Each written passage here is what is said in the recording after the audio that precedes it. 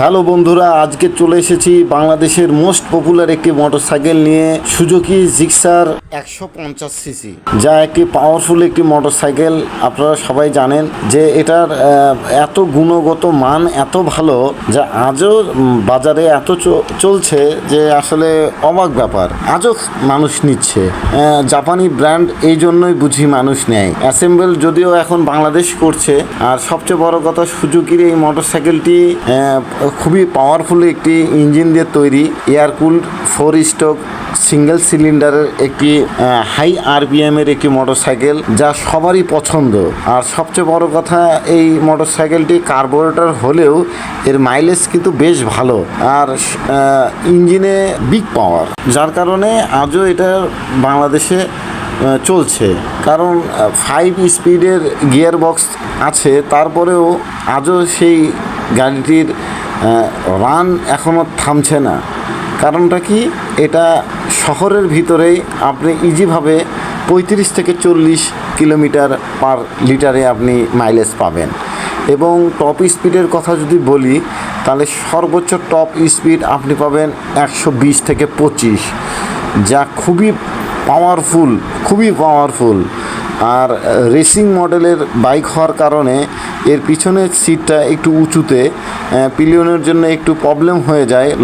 Long road যারা tour করেন তাদের জন্য একটু প্রবলেমই হয়ে যায়।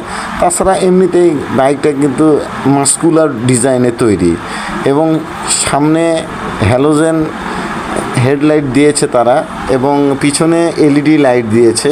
এটা একটু ব্যতিক্রম।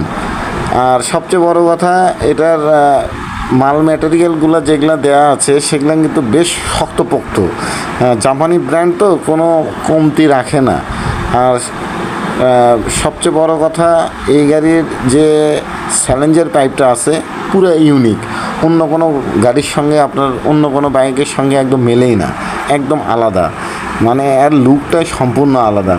পিছনে তারা দিয়েছে 140 সেকশনের একটি সিএর টায়ার, এবং সামনে দিয়েছে 100 সেকশনের একটি সিএর টায়ার, যা রোডে গ্রিপ করতে খুবই পারদর্শী। 140 মানে ধরা যায় মোটামুটি বেশ মোটা। কারণ এটা আপনার এত সুন্দর কোয়ালিটি করেছে এই সিএর টায়ারগুলো, একদম চাকা ব্রেক ধরার সঙ্গে চাকা একদম পাকা রাস্তাকে একদম আঁকড়ে ধরে, এইরকম একটা অবস্থা। পিছনে দিয়েছে তারা রেয়ার মনোশক সাসপেনশন, এবং সামনে দিয়েছে টেলিস্কোপিক সাসপেনশন, যা উঁচু নিচু রাস্তায় খুব ভালো একটা পারফরমেন্স দিবে আর কি, ঝাঁকুনি কম লাগবে। আর সবচেয়ে বড় কথা, এই ইঞ্জিনটা এরা যে এত সুন্দর একটা ইঞ্জিন তৈরি করেছে, যা কল্পনার বাহিরে।